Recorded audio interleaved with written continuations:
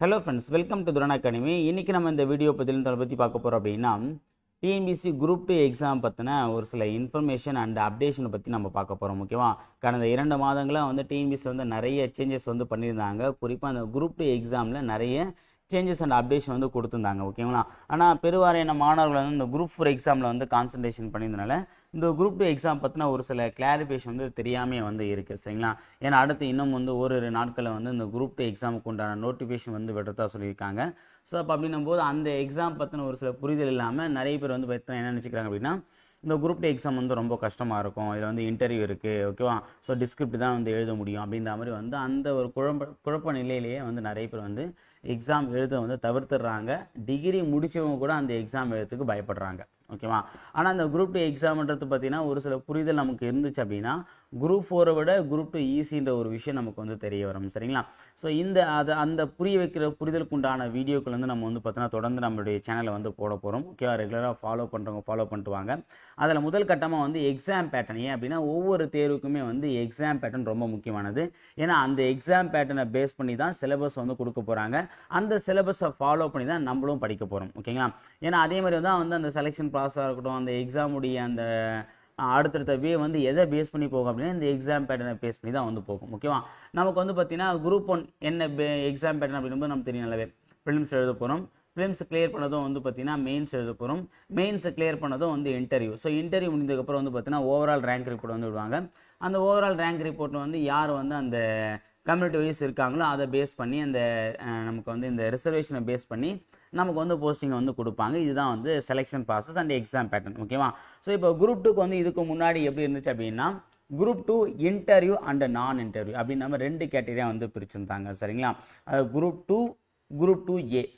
Group 2 அப்படின்னா interview post. ஓகேங்களா? ஒரு 40,000 ரூபாய் சம்பளத்துக்கு உண்டான வேலை, அசிஸ்டண்ட்டையும் தாண்டி ஒரு ஆஃபீஸர் லெவல் ஆஃப் போஸ்ட் எல்லாமே பார்த்தீங்கன்னா இந்த குரூப் 2 கேட்டகரியில் கொடுத்துருந்தாங்க. சரியா?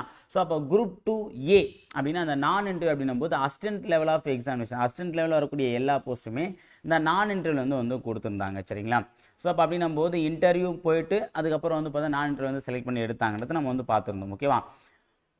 அதை பேஸ் பண்ணி நிறைய பேர் என்ன நினச்சிக்கிறாங்க அப்படின்னா இந்த வரக்கூடிய குரூப் 2 எக்ஸாம்லையும் இன்டர்வியூ இருக்கும் அப்படின்ற ஒரு மனநிலைக்கு வந்துட்டாங்க. ஆனால் நல்லா கவனிச்சிங்க, ஒரு ஹாப்பியான விஷயம் என்ன அப்படின்னா இன்டர்வியூ கிடையாது.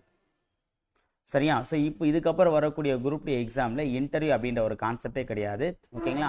அதிலும் இன்னொரு கூடுதல் விஷயமா பார்த்தீங்கன்னா டிஸ்கிரிப்டிவ்க்கு பதிலாக அப்ஜெக்டிவ் டைப் வச்சுருக்காங்க. ஓகேவா? அதை நான் 1 by 1 சொல்கிறேன். இந்த வீடியோ முழுசாக பார்த்தீங்க அப்படின்னா அதை பற்றின ஒரு கிளாரிஃபிகேஷன் உங்களுக்கு கிடைக்க வரும். சரிங்களா? ஓகே, நல்லா பார்த்துங்கப்பா. ஃபஸ்ட்டு பார்த்தீங்கன்னா ஸோ குரூப் 2 எக்ஸாம் பொறுத்த வரைக்கும் இதுலையுமே குரூப் 2 குரூப் 2A அப்படின்ற 2 கேட்டகரி இருப்பா. குரூப் 2 குரூப் 2A அப்படின்ற 2 கேட்டகரி இருக்குது. இதில் ஃபஸ்ட்டு பார்த்தீங்க அப்படின்னா 2 கேட்டகரியுமே ப்ரிலிமினரி எக்ஸாம். ஓகேவா? அதாவது ப்ரிலிம்ஸ் ப்ளஸ் மெயின்ஸ் இதான் ப்ராசஸ்ப்பா. ஓகேவா? Prelims plus mains. ஓகேவா? அதாவது குரூப் 2னாலும் குரூப் 2A அப்படின்னாலும் 2 பேரும் ப்ரிலிம்ஸ் எழுதணும், 2 பேரும் மெயின்ஸ் எழுதணும். ஓகேவா? அதே மாதிரி குரூப் 2 அப்படின்றவங்க ஓகே அதே மாதிரி இந்த 2 பேருமே ப்ரிலிம்ஸும் மெயின்ஸ் எழுதணும். இதில் 2 பேருக்குமே ப்ரிலிம்ஸ் பொதுவான தான்பா. 2 பேருக்குமே நீங்கள் குரூப் 2 எழுதினாலும் குரூப் 2A எழுதினாலும் 2 பேருக்குமே பார்த்தீங்கன்னா ப்ரிலிம்ஸ் சிலபஸ் சேம் தான். ஓகேவா? என்ன அப்படின்னா நம்ம குரூப் 4க்கு என்ன சிலபஸை பேஸ் பண்ணி படித்தோமோ அதே தான் இங்கே. என்னன்னா கொஞ்சம் டிகிரி ஸ்டாண்டர்டில் படிக்க போகிறோம். ஓகேவா? நம்ம குரூப் 4க்கு என்ன படிச்சிருந்தோம்? மொத்தம் 200 கொஸ்டின் கேட்பாங்க, 300 மார்க்கு, எல்லாமே அப்ஜெக்டிவ் டைப்பு தான். தமிழ்லேருந்து 100 கொஸ்டின் கேட்பாங்க. இங்கே தமிழ் ஆர் இங்கிலீஷ் ரெண்டுமே இருக்குது. ஒன்று தமிழ் நீங்கள் சூஸ் பண்ணிங்கன்னா தமிழ்லேருந்து 100 கொஸ்டின் கேட்பாங்க. நீங்கள் லாங்குவேஜ் இங்கிலீஷ் செலக்ட் பண்ணிங்க அப்படின்னா இங்கிலீஷ்லேருந்து 100 கொஸ்டின் கேட்பாங்க. அடுத்து பார்த்தீங்கன்னா ஆப்டிடியூட் அண்ட் மென்டல் எபிலிட்டிலேருந்து 25 கொஸ்டின், அது மேக்ஸ்லேருந்து. அப்புறம் ஜென்ரல் ஸ்டடீஸ் ஜிகேலேருந்து பார்த்தீங்கன்னா ஒரு 75 கொஸ்டின். ஆக மொத்தம் 200 கொஸ்டின் கேட்பாங்க. ஒரு கொஸ்டினுக்கு 1.5 மார்க் அப்படின்னும் போது பார்த்தீங்க அப்படின்னா என்ன பண்ணுறாங்க? 300 மதிப்பெண்கள் கொடுக்குறாங்க. ஸோ இதுதான் பார்த்தீங்கன்னா ப்ராசஸ். அதே ப்ராசஸ் தான் குரூப் 2 ப்ரிலிம்ஸுக்கும். ஓகேவா? என்ன அப்படின்னா கொஷின்ஸ் பார்த்தீங்கன்னா ஸ்டாண்டர்டாக இருக்கும். அதாவது தமிழ் ப்ளஸ் மேக்ஸ் இது ரெண்டுமே எஸ்எல்சி தரத்துலையும், ஜென்ரல் ஸ்டடீஸ் மட்டும் பார்த்தீங்கன்னா டிகிரி ஸ்டாண்டர்டில் காணப்படும். ஓகேவா? தமிழும் மேக்ஸும் எஸ்எல்சி லெவல் தான். ஆனால் ஜிகே மட்டும் என்ன இருக்க போகுது? டிகிரி ஸ்டாண்டர்டில். ஓகேவா? ஆனால் குரூப் 4ல் இதுவுமே என்ன அப்படின்னா எஸ்எல்சி ஸ்டாண்டர்ட் தான் இருக்கும். ஓகேவா? இது மட்டும் கொஞ்சம் இதுவாக இருக்குது. எல்லாமே அப்ஜெக்டிவ் டைப் தான்பா. எல்லாமே அப்ஜெக்டிவ் டைப் தான். ஓகேவா? இதில் ப்ரிலிம்ஸ் பார்த்தீங்கன்னா எழுதுறேன் சார், இப்போ நான் ப்ரிலிம்ஸ் எழுதக்கூடிய மார்க் எனக்கு எடுத்துப்பாங்கன்னு கேட்டால் கிடையாது. அந்த ப்ராசஸ் கிடையாது. ஓகே, அதப்போ நீங்கள் ப்ரிலிம்ஸ் எழுதுகிற மார்க் வந்து ஜஸ்ட் குவாலிஃபைங் மார்க் தான். இந்த 300க்கு நீங்கள் எவ்வளோ மார்க் எடுக்கிறீங்க பொறுத்து தான் உங்களுக்கு வந்து பார்த்தீங்கன்னா மெயின்ஸுக்கு உண்டான செக்ஷனில் வந்து உங்கள் பேர் வருதா இல்லைன்னு பார்ப்பாங்க. ஒன்ஸ் நீங்கள் இதிலேருந்து ப்ரிலிம்ஸ் எழுதிட்டு மெயின்ஸுக்கு நீங்கள் வந்து செலக்ட் ஆகிட்டீங்க அப்படின்னா அந்த ப்ரிலிம்ஸ் மார்க்கை வந்து எடுத்துக்க மாட்டாங்கப்பா. அதாவது அடுத்த ஸ்டேஜுக்கு போகிறதுக்கு மட்டும்தான் இந்த மார்க் உதவும். இந்த மார்க் வந்து பார்த்தீங்கன்னா மெரிட் மார்க்கில் வராது. அதான் நான் சொல்கிறது புரியுதுங்களா? ஸோ இதை வந்து கட் ஆஃப் மார்க்கில் எடுத்துக்க மாட்டாங்க. இது just only for screening exam. அதாவது ஸ்க்ரீனிங் ப்ராசஸ்க்கு மட்டும்தான். அடுத்த லெவலுக்கு போகிறதுக்கு தான் இந்த மார்க் எடுத்துப்பாங்க. நீங்கள் ஒன்ஸ் மெயின்ஸுக்கு போயிட்டீங்க அப்படின்னா இந்த ப்ரிலிம்ஸ் மார்க் வந்து கன்சிடர் பண்ண மாட்டாங்க. இது புரிஞ்சிட்டிங்களா? இப்போ நீங்கள் சார் ப்ரிலிம்ஸ் எழுதி நான் கிளியர் பண்ணிட்டேன் அப்படின்னும் போது இப்போது குரூப் 2 ப்ராசஸ் அப்படின்னா என்னென்னு பார்த்தீங்க அப்படின்னா அடுத்த எக்ஸாம் ப்ரிலிம்ஸுக்கு அப்புறம் வந்து பார்த்தீங்கன்னா அடுத்து வந்து பார்த்தீங்கன்னா வெவ்வேறு எக்ஸாம் நடக்கும். ஓகேவா? அப்போது குரூப் 2 தனி ப்ராசஸ், குரூப் 2A தனி ப்ராசஸ். ஆனால் குரூப் 1 பார்த்தீங்க அப்படின்னா ரெண்டு பேருக்குமே, அதாவது ப்ரிலிம்ஸ் வந்து பார்த்தீங்கன்னா ரெண்டு பேரும் சேம் தான். ஆனால் மெயின்ஸ் வந்து ரெண்டு பேருக்கும் வேறு வேறு. ஓகேவா? நீங்கள் வந்து பார்த்தீங்கன்னா டிஸ்கிரிப்டிவ் டைப்லேயும் எழுதலாம், அப்ஜெக்டிவ் டைப்லேயும் ரெண்டு இருக்குது. டிஸ்கிரிப்டிவ் டைப்பில் எழுத வந்து பார்த்தீங்கன்னா குரூப் 2 அப்படின்னும், அப்ஜெக்டிவ் டைப்பில் எழுதக்கூடியதை வந்து பார்த்தீங்கன்னா குரூப் 2A அப்படின்னு பிரிக்கிறாங்க. இப்போ நம்ம டிஸ்கிரிப்டிவ் டைப்பை வந்து பார்க்கலாம். சார் டிஸ்கிரிப்டிவ் டைப்னா என்னன்னு பார்த்தீங்க அப்படின்னா நம்ம வந்து இப்போது பப்ளிக் எக்ஸாம் எழுதலாமா, 2 மார்க்கு, 5 மார்க்கு, 10 மார்க்கு, 12 மார்க்கு, இதுதான் வந்து பார்த்தீங்கன்னா டிஸ்கிரிப்டிவ் டைப்னு சொல்லுவாங்க. ஒரு கொஸ்டின் கொடுத்துருவாங்க, அது எந்த லெவலுக்கு கொடுத்தா அதுக்கு ஏற்ற நம்ம எழுதுகிற மாதிரி இருக்கும். ஓகேவா? அப்ஜெக்டிவ் டைப் அப்படின்னா ஒரு கொஸ்டின் கொடுத்துருவாங்க, 4 ஆப்ஷன் கொடுத்துருவாங்க, அதில் நம்ம எதாவது சூஸ் பண்ணி போடுற மாதிரி இருக்கும். ஓகேவா? ஸோ அப்போ வந்து பார்த்தீங்கன்னா மெயின் எக்ஸாம் அப்படிங்கும்போது பார்த்தீங்கன்னா தமிழ் எலிஜிபிலிட்டி இது வந்து பார்த்தீங்கன்னா பொதுவாக வந்து குரூப் 2க்கும் இருக்குது, குரூப் 2Aக்கு இதுக்குமே வந்து தமிழ் எலிஜிபிலிட்டி காமன் தான். ரெண்டுமே வந்து எஸ்எல்சி தரத்தில் தான் வந்து கொடுத்துருக்காங்க. ரெண்டுமே வந்து குவாலிஃபைங் மார்க் தான். இதுவுமே ஒரு குவாலிஃபைங் மார்க் தான். அப்படின்னா என்ன அப்படின்னா இதை வந்து மெரிட் மார்க்கை எடுத்துக்க மாட்டாங்க, அதாவது கட் ஆஃப் எடுத்துக்க மாட்டாங்க. இதுக்கு வந்து 100 மார்க் நம்ம எடுக்கணும். ஆக்சுவலாக வந்து பார்த்தீங்கன்னா 40 மார்க் எடுத்தால் போதும். 40% மார்க் எடுத்தோம் அப்படின்னா அடுத்த பேப்பரை வந்து திருத்துவாங்க. சரியா? இது வந்து என்ன அப்படின்னா இப்போ நம்ம மெயின் எக்ஸாமுக்கு வரத்துக்கு நமக்கு என்ன யூஸ் ஆச்சு, ப்ரிலிம்ஸ் யூஸ் ஆச்சு பார்த்தீங்களா?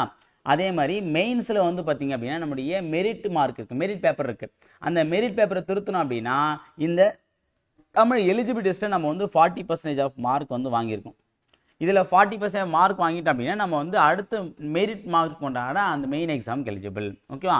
இப்போ குரூப் 2க்கு வந்து பார்த்தீங்கன்னா ஜென்ரல் ஸ்டடீஸ். ஓகேவா? மொத்தமாக வந்து ஒரு 7 யூனிட் வந்து கொடுத்துருக்காங்கப்பா. அந்த 7 யூனிட்ல வந்து பார்த்தீங்க அப்படின்னா 300 மார்க் ஒன்றா கொஸ்டின் கேட்பாங்க.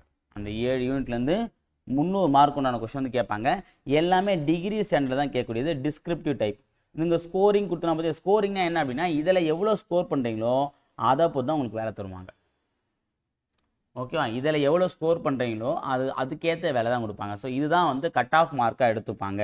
ஸோ அப்போ 300க்கு நீங்கள் எவ்வளோ மார்க்குங்களோ அதை பொறுத்து தான் உங்களுக்கு வேலை. இதில் இன்டர்வியூ கிடையாதுப்பா, இதில் இன்டர்வியூ கிடையாது, நோட் பண்ணி வச்சுங்க. ஓகேவா? ஸோ இதான் வந்து பார்த்தீங்க அப்படின்னா main exam. So main exam பொறுத்த என்னது, ப்ரிலிம்ஸ் முடிக்கிறீங்க, அதுக்கப்புறம் டிஏடி அதாவது தமிழ் எலிஜிபிலிட்டி டெஸ்ட் வந்து பார்த்தீங்கன்னா 100 மார்க்கு. அதில் 40 மார்க் மேலே நீங்கள் 40 மார்க் எடுத்தீங்க அப்படின்னா அடுத்து உங்களுடைய மெயின் எக்ஸாம் பேப்பரை திருத்துவாங்க. இதில் வந்து பார்த்தீங்கன்னா குரூப் 2 பொறுத்த வரைக்கும் வந்து பார்த்தீங்கன்னா ஜென்ரல் ஸ்டடீஸ் அப்படின்ற ஒரு கேட்டகரியில் மொத்தம் 7 யூனிட்லேருந்து ஒரு 300 மார்க்கான கொஸ்டின் கேட்பாங்க. டிஸ்கிரிப்டிவ் டைப்பில், டிஸ்கிரிப்டிவ்னா நீங்கள் வந்து எழுதுகிற மாதிரி இருக்கும். நல்லா கவனிச்சிங்க. தமிழ் எலிஜிபிலிட்டி டெஸ்ட் வந்து பார்த்தீங்கன்னா ரெண்டுமே நீங்கள் டிஸ்கிரிப்டிவ் எழுதுகிற மாதிரி இருக்கும். அதாவது குரூப் 2Aவும் குரூப் 2வும் தமிழ் எலிஜிபிலிட்டி வந்து பார்த்தீங்கன்னா அந்த 100 மார்க் வந்து டிஸ்கிரிப்டிவ் தான்ப்பா. ஓகேவா? ஞாபகம் வச்சுங்க. ஓகே, இப்போ வந்து மெயின்ஸ். இந்த இன்டர்வியூ கிடையாதுப்பா. இந்த எழுதி நீங்கள் எவ்வளோ மார்க் இருக்கீங்களோ அதை பொறுத்து உங்களுக்கு வேலை கொடுத்துருவாங்க. சரிங்களா? அடுத்தது இப்போ குரூப் 2Aக்கு வரும். ஸோ குரூப் 2Aல வந்து என்ன ப்ராசஸ் அப்படின்னா அதுலேயுமே வந்து தமிழ் எலிஜிபிலிட்டி நீங்கள் வந்து ப்ரிலிம்ஸில் வந்து நல்ல மார்க் எடுத்துட்டீங்க அப்படின்னா அது வந்து ஒரு குறிப்பிட்ட கட் ஆஃப் வச்சு பார்த்தீங்கன்னா குரூப் 2Aக்கு உண்டான வேகன்சி வந்து பார்த்தீங்கன்னா எடுப்பாங்க. ஸோ அதில் வந்து பார்த்தீங்கன்னா ஃபஸ்ட்டு வந்து டிஇடி அதாவது இந்த தமிழ் எலிஜிபிலிட்டி டெஸ்ட்டில் டிஸ்கிரிப்டிவ் இருக்கக்கூடிய அந்த டெஸ்ட்டில் எஸ்எல்சி தரத்தில் தான் இருக்கும். இது வந்து ஜஸ்ட் குவாலிஃபை மார்க் தான். 100க்கு 40 மார்க் எடுத்தீங்க அப்படின்னா அடுத்து என்ன பண்ணுவாங்க அப்படின்னா அந்த மெயின் எக்ஸாம் அதாவது ஸ்கோரிங் பேப்பரை வந்து திருத்த ஆரம்பிப்பாங்க. இந்த ஸ்கோரிங் பேப்பர் வந்து பேப்பர் 2 அப்படின்னு சொல்லுவாங்க. இதுவுமே பேப்பர் 1, இது பேப்பர் 2 மாதிரி. இங்கே இந்த பேப்பர் 1, பேப்பர் 2. இந்த பேப்பர் 2 என்ன பண்ணனா 3 பார்ட்டாக பிரிக்கிறாங்கப்பா. இங்கே ஒரே பார்ட்டில் ஜென்ரல் ஸ்டடீஸ் இந்த அப்படியே கேட்டகரியில் 7 யூனிட்டை ஒன்றா சேர்த்து வச்சுட்டாங்க 300 மார்க். ஆனால் இங்கேயும் 300 மார்க் தான். ஆனால் அந்த 300 மார்க் என்ன பண்ணனா 3 பார்ட்டாக பிரிச்சிருக்காங்க. Part A, part B, part C. ஓகேவா? பார்ட் ஏல ஜென்ரல் ஸ்டடீஸ்ப்பா. பொதுவாக ஜென்ரல் ஸ்டடீஸ் தான். இது டிகிரி ஸ்டாண்டர்ட் லெவலில் வந்து கேட்கக்கூடியது அப்ஜெக்டிவ் டைப். ஓகே, அப்ஜெக்டிவ் டைப்னா என்ன அப்படின்னா ஒரு கொஸ்டின் 4 ஆப்ஷன் இருக்கும் அந்த மாதிரி. இது வந்து ஸ்கோரிங் பேப்பர். அப்போ அந்த ஜிகேலேருந்து பார்த்தீங்கன்னா 100 கொஷின் கேட்பாங்க. ஒரு கொஷினுக்கு 1.5 மார்க் அப்படின்ற ரேஷியோவில் மொத்தம் 150 மார்க். எவ்வளோ? டிகிரி ஸ்டாண்டர்ட், அதாவது ஜென்ரல் ஸ்டடீஸ்க்கு மட்டும், ஜிகேக்கு மட்டும். அடுத்து பார்ட் பி என்ன அப்படின்னா ஜென்ரல் இன்டெலிஜென்ஸ் அண்ட் ரீசனிங். அதாவது என்னன்னு பார்த்தீங்க அப்படின்னா அந்த அறிவு கூர்மை மற்றும் சொல்லாமல் பார்த்தீங்கன்னா அதுலேருந்து வந்து பார்த்தீங்கன்னா அதாவது இந்த புத்தி கூர்மை மற்றும் அந்த கருத்து காரணவியல் இதுன்ற மாதிரி வந்து பார்த்தீங்கன்னா கான்செப்டில் வரும். அதாவது நம்ம சிம்பிளாக சொல்ல போனால் மேக்ஸ்பா. ஸோ மேக்ஸ் வந்து எஸ்எல்சி தரத்தில் வந்து பார்த்தீங்கன்னா அப்ஜெக்டிவ் டைப்பில் வந்து கொஸ்டின் கேட்பாங்க. இப்போ நம்ம எப்படி குரூப் 4 குரூப் 2 வந்து பிலிம்ஸ் மேக்ஸ் அட்டன் பண்ணுறோம், அதே மாதிரி மொத்தம் 40 மேக்ஸ் கேட்பாங்களாம்பா. இப்போ நம்ம வந்து ஆக்சுவலாக 25 மேக்ஸ் கேட்குறாங்களா, அப்போ குரூப் 2A மெயின்ஸில் வந்து பார்த்தீங்கன்னா மேக்ஸில் எவ்வளோ மார்க்கு? 40 கொஷின் கேட்குறாங்க. ஒரு கொஷினுக்கு 1.5 மார்க்குனும் போது 40 கொஷினுக்கு 60 மார்க் தான். ஓகேவா? ஸோ அப்போ 100 + 40 140 கொஷின் போயிடுச்சு. இன்னும் 60 கொஷின் இருக்குது. அந்த 60 கொஷின் எது கேட்குறேன் அப்படின்னா தமிழ் ஆர் இங்கிலீஷ். நீங்கள் என்ன சூஸ் பண்ணீங்களோ, அதாவது general Tamil or general English, நீங்கள் என்ன லாங்குவேஜ் சூஸ் பண்ணுறீங்களோ அதுலேருந்து பார்த்தீங்கன்னா எஸ்எல்சி தரத்தில் அப்ஜெக்டிவ் டைப்பில் ஒரு 60 கொஷின் கேட்பாங்கப்பா. அதுக்கு 90 மார்க். அப்போ மொத்தமாக நீங்கள் சேர்த்து கவுண்ட் பண்ணிங்க அப்படின்னா 300 மார்க், 200 கொஷின்ஸ் கேட்பாங்க. இது ஃபுல் அண்ட் ஃபுல் என்னது? Objective type. ஸோ எனக்கு கையெழுத்து நல்லா வராது, எனக்கு வந்து பார்த்தீங்கன்னா ஹேண்ட் ரைட்டிங் நல்லா வராது அப்படின்ற எல்லாருக்குமே வந்து பார்த்தீங்கன்னா இந்த குரூப் 2 வந்து பார்த்தீங்கன்னா ஒரு மிகப்பெரிய ஒரு வரப்பிரசாதனே சொல்லலாம். ஓகேங்களா? ஸோ இதாம்ப வந்து பார்த்தீங்கன்னா ஸ்கீம் ஆஃப் தி எக்ஸாமினேஷன். ஓகேவா? இப்போ குரூப் 2 எக்ஸாம் எப்படி நடக்க போகுது அப்படின்னா இப்படி தான் நடக்க போகுது. ஓகேவா? ஸோ இது ஒரே எக்ஸாம் நடத்துவாங்க, அதெல்லாம் அப்பாற்பட்ட விஷயம், அதெல்லாம் இப்போ நீங்கள் தேவையே இல்லை. அதை வந்து டிஎன்பிஎஸ்சி தெளிவாக விளக்குவாங்க. நல்லா கவனிச்சிங்க, இந்த குரூப் 2 எக்ஸாமில் இன்டர்வியூ கிடையாது. இப்போ வரைக்கும் டிஎன்பிஎஸ்சி வந்து இன்டர்வியூ இருக்கிறதா சொல்லலை. அதாவது ப்ரிலிம்ஸ் முடிஞ்சதுக்கப்புறம் வந்து பார்த்தீங்கன்னா மெயின்ஸ், இதை 2 பார்ட்டாக பிரிக்கிறாங்க. டிஸ்கிரிப்டிவ் மெயின்ஸ் ஒன்று, அப்ஜெக்டிவ் மெயின்ஸ் ஒன்று. டிஸ்கிரிப்டிவ் மெயின்ஸ் வந்து பார்த்தீங்கன்னா குரூப் 2 அப்படின்னும், அப்ஜெக்டிவ் மெயின்ஸ் வந்து பார்த்தீங்கன்னா குரூப் 2A அப்படின்ற கேட்டகரியும் பிரிக்கிறாங்க. ஓகேவா? ஸோ பொதுவாக வந்து பார்த்தீங்கன்னா இந்த குரூப் 2 போஸ்ட்டில் தான் வந்து நிறைய வெயிட்டான போஸ்ட் எல்லாமே இருக்குது. குரூப் 2A வந்து அசிஸ்டன்ட் போஸ்ட் எல்லாமே வச்சுருக்காங்கப்பா.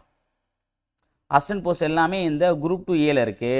ஆஃபீஸர் போஸ்ட் எல்லாமே வந்து பார்த்தீங்கன்னா இந்த குரூப் 2 இருக்குது. ஓகே, அது மட்டும் தான் டிஃப்ரென்ஸ் இருக்குது. ஓகேங்களா? ஸோ அப்போ மீதி எல்லாமே சேம் தான். இதில் வந்து பார்த்தீங்க அப்படின்னா ஜென்ரல் ஸ்டடீஸ்ன்ற ஒரே டாப்பிக்கில் மொத்தமாக ஒரு 7 யூனிட் வச்சு அதுலேருந்து 300 கொஸ்டின் கேட்குறாங்க. இது நீங்கள் எழுதுறாமல் இருக்கும் டிஸ்கிரிப்டிவ். ஓகேவா? இதில் கேட்கக்கூடிய அந்த மெயின் எக்ஸாமுடைய 300மே வந்து அப்ஜெக்டிவ், அது ஆப்ஷன் பேஸ் பண்ணி. இப்போ நம்ம எப்படி குரூப் 4 எக்ஸாம் எழுதணும் 200 கொஸ்டினுமே ஆப்ஷன் பேஸ் பண்ணி, அதே மாதிரி தான் இருக்கும். ஆனால் குரூப் 4 எக்ஸாம் என்ன அப்படின்னா 100 தமிழ், 25 மேக்ஸ், 75 ஜிகே. ஆனால் இங்கே என்னென்னா 100 ஜிகே, 40 மேக்ஸு, 60 என்னதுப்பா 60 வந்து பார்த்தீங்கன்னா general Tamil or general English. மொத்தமாக வந்து 200 கொஸ்டின். அவ்வளோதான்ப்பா, சேம் தான். ஓகே, ஸோ ரொம்ப சிம்பிள் தான். போன வாட்டியை விட இந்த வாட்டி வந்து பார்த்தீங்கன்னா குரூப் 2 எக்ஸாம் ரொம்ப எளிமைப்படுத்திருக்காங்க. அதே மாதிரி எல்லாருக்கும் உங்களுக்கு என்ன வேணுமோ அதை நீங்கள் சூஸ் பண்ணிக்கலாம் அப்படின்னும் போது அந்த போன வாட்டி வந்து எக்ஸாமில் வந்து பார்த்தீங்கன்னா இந்த குரூப் 2 எக்ஸாம் எழுதிட்டு குரூப் 2A நிறைய பேர் வெயிட் பண்ணாங்க பார்த்தீங்கன்னா, அந்த மாதிரி வெயிட் பண்ணக்கூடிய அந்த வெயிட்டிங் ப்ராசஸ்லாம் வந்து குறைய ஆரம்பிக்கும். ஸோ நமக்கு தேவையான போஸ்ட்டை நம்மளே வந்து சூஸ் பண்ணிக்கலாம். நமக்கு வந்து குரூப் 2 வேணுமா குரூப் 2A வேணுமான்றதை நம்மளே சூஸ் பண்ணி போய்க்கலாம் அப்படின்னும் போது நிறைய வந்து ப்ளஸ் ஆப்ஷன்ஸ் எல்லாமே இதில் இருக்குது. ஓகே, கடந்த குரூப் 2 தேர்வில் இருந்த குழப்பங்கள்லாம் வந்து பார்த்தீங்கன்னா இந்த தேர்வில் கண்டிப்பாக வராது. நமக்கு ஒரு தெளிவு கிடைச்சிருக்கு. டிஎன்பிஎஸ்சி நமக்கு வந்து பார்த்தீங்கன்னா ஒரு தெளிவான ஒரு பிளானை வந்து கொடுத்துருக்காங்க. ஸோ நீங்கள் சூஸ் பண்ணிவிட்டு குரூப் 2வா குரூப் 2Aக்கு நம்ம ப்ரிப்பேர் பண்ணுற மாதிரி ஃபோக்கஸ் பண்ணி படிங்க. நல்லா கவனிங்க, நீங்கள் குரூப் 2க்கு படித்தாலும் குரூப் 2Aக்கு படித்தாலும் ப்ரிலிம்ஸும் தமிழ் எலிஜிபிலிட்டி டெஸ்ட்டும் சேம் தான்பா. ஞாபகம் வச்சுங்க, ப்ரிலிம்ஸும் தமிழ் எலிஜிபிலிட்டி டெஸ்ட்டும் சேம் தான். ஓகேவா? ப்ரிலிம்ஸ் பொறுத்த வரைக்கும் ஒரே சிங்கிள் பேப்பர் தான். ஆனால் மெயின்ஸ் பொறுத்த வரைக்கும் குரூப் 2க்கும் 2 பேப்பர், குரூப் 2Aக்கும் 2 பேப்பர். குரூப் 2க்கு வந்து பார்த்தீங்கன்னா ஃபர்ஸ்ட் பேப்பர் வந்து ரெண்டுமே குரூப் 2 இருந்தாலும் சரி குரூப் 2A இருந்தாலும் சரி ரெண்டுத்துமே வந்து பார்த்தீங்கன்னா தமிழ் எலிஜிபிலிட்டி டெஸ்ட் தான் வந்து பார்த்தீங்கன்னா பேப்பர் 1, பேப்பர் 2 தான் மெயினான பேப்பர். ஓகேவா? அதே மாதிரி வந்து பார்த்தீங்கன்னா குரூப் 2Aல ஸ்கோரிங் மார்க்ன்றது பார்த்தீங்கன்னா இந்த 200க்கு நீங்கள் எவ்வளோ போகிறீங்க, அதாவது 300 மார்க்குக்கு எவ்வளோ இருக்குன்றத பொறுத்து தான் உங்களுக்கு வந்து ஜாப் வந்து கொடுப்பாங்க. சரிங்களா? சரி, ஓகே ஃப்ரெண்ட்ஸ், இந்த வீடியோ பதிவில் குரூப் 2 அண்ட் குரூப் 2A அதுக்கு உண்டான எக்ஸாம் பேட்டர்னை வந்து நம்ம வந்து தெளிவாக சொல்லியாச்சு. இன்டர்வியூ கிடையாது, இன்டர்வியூக்குன்னு சொல்லிட்டு பயப்படுறவங்க வந்து பார்த்தீங்கன்னா பயப்பட தேவையில்லை. ஸோ இது வந்து பார்த்தீங்கன்னா ஒரு குரூப் 4 எக்ஸாமுக்கு நீங்கள் எப்படி ப்ரிப்பேர் பண்ணுவீங்களோ அந்த குரூப் 4 எக்ஸாமை விட ஒரு 30% எக்ஸ்ட்ரா உங்களுடைய எஃபோர்ட்டை போட்டிங்க அப்படின்னா ப்ரிலிம்ஸை வந்து ஈஸியாக கிளியர் பண்ணிடலாம். ப்ரிலிம்ஸை கிளியர் பண்ணிட்டு உடனே வந்து பார்த்தீங்கன்னா அடுத்து நீங்கள் மெயின் எக்ஸாம். சார் புதுசாக இருக்கே சார், புது பேட்டர்ன் அப்படின்னா கவலையே படாதீங்க. இப்போ புது பேட்டர்ன் அப்படிங்கும்போது எல்லாருக்கும் பொதுவானதான், யாரும் பயப்படுவதில்லை. இப்போ பழைய பேட்டர்ன் வச்சாங்க அப்படின்னா சார் போன வாட்டி எக்ஸாம் எழுதுனா இந்த வாட்டி ஈஸியாக அடிச்சோன்னா நம்ம வந்து ஒரு பயம் இருக்கலாம். ஆனால் இப்போ எல்லாருமே புதுசு தான். இந்த குரூப் டூ எக்ஸாமுக்கு எல்லாருமே புதுசு தான் அப்படின்னும் போது வாய்ப்பு எல்லாருக்கும் சமமாக வழங்கப்பட்டிருக்குன்னு சொல்ல முடியா. எல்லா கோட்டையும் அழிங்க, நான் முதல்ல இருந்து விளையாடுன்னு சொல்லிட்டு பரோட்டா சூரிய ஒரு படத்தை சொல்லுவார். அதே மாதிரி தான் டிஎன்பிசி எல்லா கோட்டையும் எல்லா ரூல்ஸையும் அழிச்சு புது ரூல்ஸை கொடுத்துருக்காங்க. இதுக்கு முன்னாடி குரூப் டூ எக்ஸாம் எழுதுனவங்க அதை பற்றி தான் யோசிக்காதீங்க, அவங்களுக்கும் இந்த ரூல்ஸ் தான் சரியா. ஆனால் எதனால் எல்லாருமே இந்த குரூப் டூ எக்ஸாம் வரக்கூடிய குரூப் டூ எக்ஸாமுக்கு புதுசு தான் அப்படின்னும் போது எல்லாரும் பொதுவாக உட்காந்து இப்போ நீங்கள் வந்து கொஞ்சம் உங்களுடைய மூளையை பயன்படுத்தி சரியான முறையில் வந்து நீங்கள் வந்து பார்த்தீங்கன்னா செயல்பட்டு சரியாக வந்து பார்த்தீங்க அப்படின்னா ப்ராக்டிஸை வந்து பண்ணிங்க அப்படின்னா வரக்கூடிய குரூப் டூ எக்ஸாமில் உங்களுடைய வேலையை வந்து வாங்கலாம். அதேமாதிரி குரூப் 4 எக்ஸாமில் நீங்கள் வந்து தோற்கடிக்கப்பட்ட நபராக இருந்தீங்க அப்படின்னா ஸோ அந்த உங்களுடைய தோல்விக்கு வந்து பார்த்தீங்கன்னா குரூப் 2 தரக்கூடிய டிஎன்பிசி தரக்கூடிய மிகப்பெரிய வந்து ஒரு ஆறுதல் பரிசு அப்படின்னா அந்த குரூப் 2 எக்ஸாம் ஆறுதல் பரிசுன்னு சொல்ல முடியாது, அதை விட மேலான ஒரு பரிசுனா வந்து சொல்லலாம். ஸோ ஜெயிச்சவங்களோட தோத்தவங்களுக்கு தான் அதனுடைய வலி அதிகமாக இருக்குன்னு சொல்லுவாங்க. உங்களுடைய வலியை வலிமையாக மாற்றி போராடி வரக்கூடிய குரூப் 2 எக்ஸாமில் உங்களுக்கு உண்டான இடத்த பூர்த்தி செய்ய பாருங்கள். அதுதான் நீங்கள் உங்களுக்கு செய்யக்கூடிய மிகப்பெரிய ஒரு விஷயம். உங்களை நம்பி இருக்கவங்களுக்கு நீங்கள் செய்யக்கூடிய மிகப்பெரிய ஒரு நன்றி கடனாக இருக்கும். ஸோ வரக்கூடிய குரூப் 2 தேர்வு உங்களுக்கான தேர்வாக தான் இருக்கும். அதாவது குரூப் 2 தேர்வு என்னால் முடியுமா அப்படின்னு நினச்சி நீங்கள் வந்து பார்த்தீங்கன்னா ஃபீல் பண்ணி ஓரமாக நிற்கிறத விட என்னால் முடியலாம் யாரால் முடியும் அப்படின்ற நம்பிக்கையோடு உட்காந்து போராடுங்க. அதாவது நான் எப்பவுமே சொல்லுவேன் வந்து பார்த்தீங்கன்னா முட்டி மோதி தோற்று கூட போகலாம், ஓரமாக நின்று வேடிக்கை பார்க்கறனுக்கு என்றைக்குமே வந்து பார்த்தீங்கன்னா வரலாறு இடம் பிடிக்க முடியாது. ஆனால் மோதி தோற்று போனனு கூட வரலாறு இருக்குது, ஓரமாக நின்று வேடிக்கை பார்த்தவனுக்கு வரலாறே கிடையாது சரியா. நீங்கள் ஓரமாக நின்று வேடிக்கை பார்க்குறத விட முட்டி மோதுங்க. தோல்வியோ வெற்றியோ உங்களுடைய முயற்சிக்கேற்ற பலன் கிடைக்கின்றதை மட்டும் மறந்துடாதீங்க. முயற்சி உடையார் இகழ்ச்சி அடையார். அதனால் வந்து பார்த்தீங்கன்னா முயற்சியை பண்ணுங்க, உங்களுக்கு இகழ்ச்சி ஒருபோதும் வராது, உயர்ச்சியும் புகழ்ச்சியும் தான் வரப்போகுது ஓகேவா. அதனால் வந்து மன தைரியத்தோட அந்த போன குரூப் அது குரூப் 4 பற்றிலாம் யோசிக்காமல் பாஸ்ட் இஸ் பாஸ்ட் முடிஞ்சது, நடந்து போச்சு ஓகேவா. ஸோ இதுக்கப்புறம் நடக்கிறத பற்றி யோசிங்க. ஸோ இதுக்கப்புறம் வரக்கூடிய தேர்வு குரூப் 2 தேர்வு, அந்த குரூப் 2 தேர்வுக்கு முழு பலத்தோட மோதுங்க, வெற்றி நமதே சரிங்களா. சரி ஓகே, அடுத்த வீடியோ பதிவில் இந்த குரூப் 4 எக்ஸாம் பற்றின அந்த சிலபஸ் அனலைஸ் பற்றியும் குரூப் 4 எக்ஸாம் பற்றின ஃபுல் டீட்டெயிலும் வந்து நான் நாளைக்கு காலையில் உங்களுக்கு நான் சொல்கிறேன் சரிங்களா. தேங்க்யூ.